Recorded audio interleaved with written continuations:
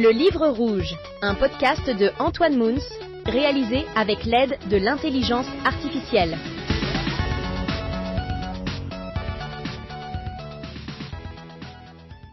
Bonjour à tous nos auditeurs, et bienvenue dans cette nouvelle édition de notre podcast, Le Livre Rouge. Aujourd'hui, nous continuons notre exploration de la biographie de Napoléon écrite par Yevgeny Tarl. Nous avons le plaisir d'accueillir Victor, un spécialiste de l'histoire napoléonienne pour discuter du chapitre 2, consacré à la campagne d'Italie. Bonjour et merci d'être avec nous. Bonjour, ravi d'être ici pour discuter de cette période fascinante de l'histoire. Pour commencer, pourriez-vous nous donner une vue d'ensemble de la campagne d'Italie et expliquer son importance dans le contexte plus large de la Révolution française ? Tout commence lorsque Bonaparte, alors jeune et ambitieux général, convainc le directoire français de la nécessité d'une invasion préventive de l'Italie du Nord pour contrer la coalition des puissances européennes contre la France. C'était un pari audacieux, une campagne secondaire par rapport aux opérations prévues en Allemagne. Napoléon, avec une armée mal équipée et indisciplinée, a pour but de combattre les Autrichiens en Italie. La situation qu'il découvre sur place est chaotique. Les troupes sont démoralisées, mal nourries et en manque d'équipement. Mais Napoléon, avec sa force de caractère, transforme cette situation désespérée en une opportunité. Il persuade ses hommes que la guerre doit nourrir la guerre, promettant richesse et gloire en Italie. La campagne s'ouvre par une série de victoires fulgurantes. Bonaparte, utilisant des tactiques révolutionnaires, remporte 6 victoires en 10 jours. Il réussit à diviser et à vaincre les armées autrichiennes et piémontaises, forçant le Piémont à la paix et repoussant les Autrichiens. Les victoires de Bonaparte à Lodi, Milan et ensuite à Arcole et Rivoli deviennent légendaires. Il démontre non seulement son génie militaire mais aussi ses qualités de leader, s'exposant personnellement au danger. Ses succès en Italie ne se limitent pas au champ de bataille. Napoléon réorganise l'administration des territoires conquis, abolit les droits féodaux, réforme les systèmes judiciaires et financiers et redistribue les richesses. Il établit également la République cisalpine, une entité satellite de la France. La campagne se conclut par le traité de Campo Formio avec l'Autriche, marquant la fin de la première phase des guerres révolutionnaires françaises. Napoléon revient à Paris en héros, ayant considérablement accru l'influence française en Europe. Cette campagne d'Italie est plus qu'une série de batailles, elle représente l'ascension fulgurante de Napoléon Bonaparte et le début d'une nouvelle ère en Europe. Une période où la stratégie, la politique et le destin d'un homme se sont entremêlés pour redéfinir l'histoire. Fascinant. Et en termes de tactique, qu'a fait Napoléon de différent pour remporter ses victoires, malgré les obstacles importants ? Napoléon a innové à plusieurs niveaux. Premièrement, il a habilement utilisé la mobilité et la surprise. Par exemple, lors du passage des Alpes, il choisit des routes périlleuses mais moins attendues, déroutant les ennemis. De plus, il appliquait le principe de concentrer rapidement des forces considérables pour battre l'ennemi en détail. Il savait aussi lier politique et stratégie, utilisant les victoires militaires pour obtenir des avantages politiques, comme dans le cas de l'armistice avec le Piémont. Et qu'en est-il de l'impact de la campagne d'Italie sur la situation en France, notamment concernant la Révolution et le Directoire ? La campagne d'Italie a eu un impact profond. D'une part, elle a renforcé la position militaire et politique de la France révolutionnaire en Europe. Les victoires de Napoléon ont ébranlé les puissances monarchiques et ont accru l'influence française en Italie. D'un autre côté, les succès de Napoléon ont commencé à susciter de l'inquiétude au sein du Directoire, l'organe politique qui dirigeait la France post-révolutionnaire à l'époque. Le Directoire voyait en lui un potentiel rival politique. Cette campagne a donc été un tournant, non seulement pour la carrière de Napoléon mais aussi pour l'histoire de la France et de l'Europe. Très intéressant. Revenons un peu aux bases. Pouvez-vous nous éclairer sur les motivations économiques de cette guerre en Italie ? Absolument. La campagne d'Italie, dirigée par Bonaparte, fut largement motivée par des considérations économiques. Napoléon, conscient de la faiblesse matérielle de son armée, voyait dans les richesses de l'Italie du Nord un moyen de soutenir et renforcer ses forces. Il était convaincu que la guerre devait se financer par elle-même. Cela se manifeste clairement dans sa fameuse proclamation aux troupes. Vous êtes nus, mal nourris. Je vais vous conduire dans les plus fertiles plaines du monde. C'est un exemple typique de la stratégie de guerre autonome qu'il prenait. En parlant de l'armée, comment Tarl aborde-t-il l'état de l'armée de Bonaparte en Italie et sa relation avec la notion de lutte des classes ? Tarl analyse l'état de l'armée de Bonaparte en Italie comme un reflet des tensions de classe de l'époque. Quand Bonaparte a pris le commandement de l'armée d'Italie, il a hérité d'une force en désarroi, mal équipée et mal nourrie, un problème qu'il a rapidement adressé. Tarle souligne que Bonaparte a motivé ses troupes en leur promettant richesse et gloire, en exploitant leur désir d'ascension sociale. Cependant, il critique cette approche, la considérant comme une manipulation des soldats, issus majoritairement des classes laborieuses, pour servir les ambitions impérialistes et les intérêts de la bourgeoisie française.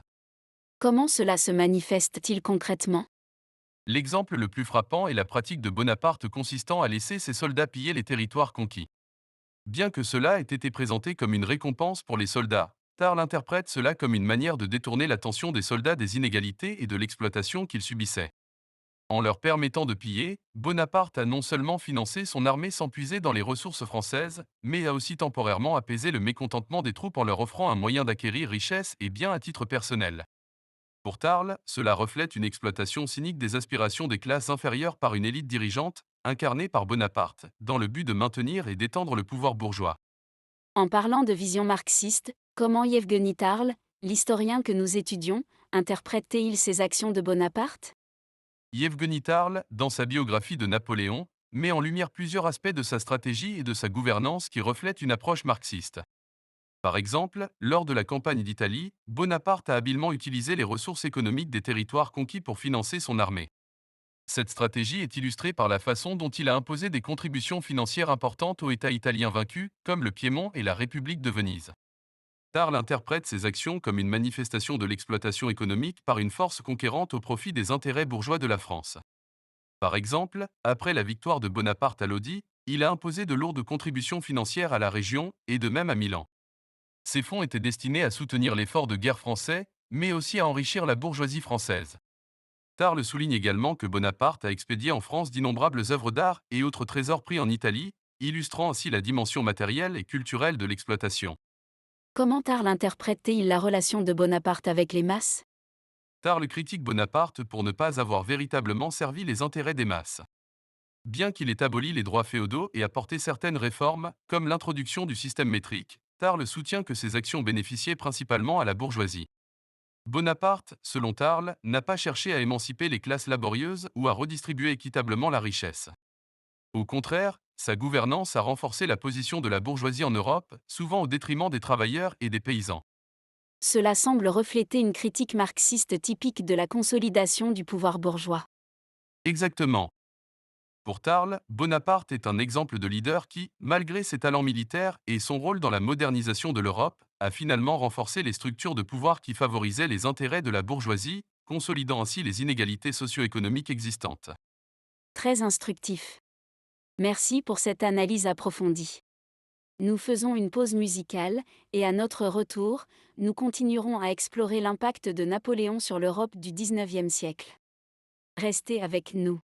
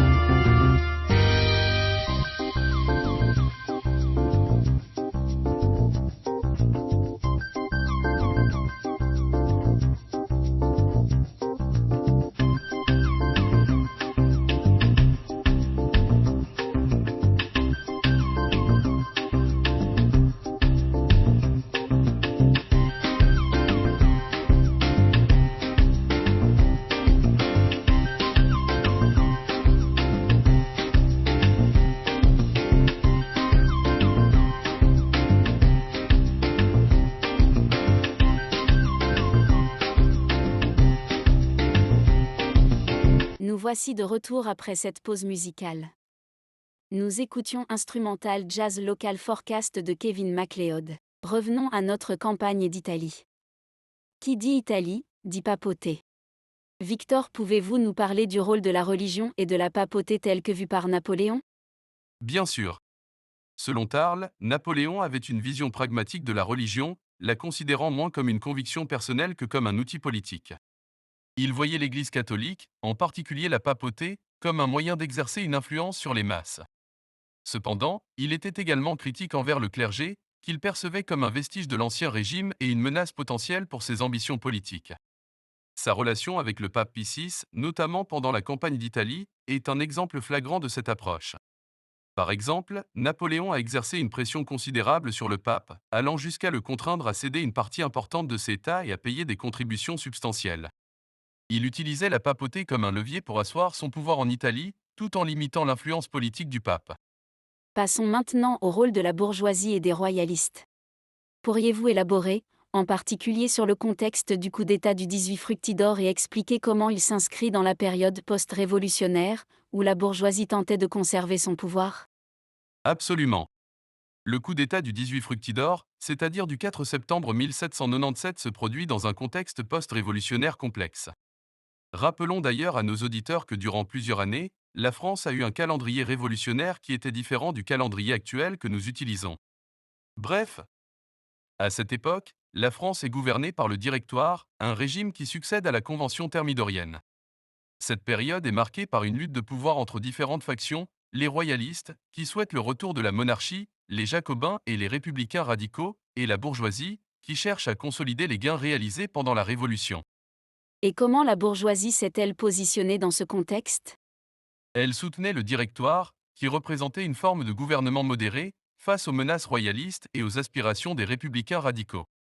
La bourgeoisie, ayant grandement bénéficié des changements de la Révolution, notamment de la vente des biens nationaux et de l'abolition des privilèges féodaux, cherchait à stabiliser le régime pour protéger ses acquis.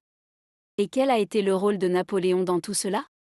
Napoléon, malgré ses origines bourgeoises, n'avait pas d'allégeance politique claire. Il a vu dans le contexte politique de l'époque une opportunité d'accroître son pouvoir. Lors du coup d'État du 18 Fructidor, il a joué un rôle crucial en soutenant le Directoire contre les royalistes. Cela lui a permis de se positionner comme un protecteur de la République tout en éliminant des rivaux politiques potentiels. Quelles ont été les conséquences de ce coup d'État pour la France? Le coup d'État du 18 Fructidor a marqué une victoire significative pour la bourgeoisie et le régime du Directoire.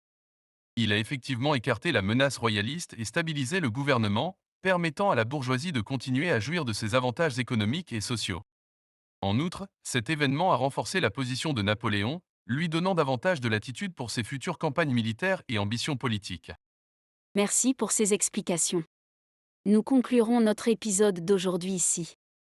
Restez à l'écoute pour notre prochain épisode, qui portera sur la campagne d'Égypte et de Syrie. Merci d'avoir écouté Le Livre Rouge. À la prochaine! Un grand merci.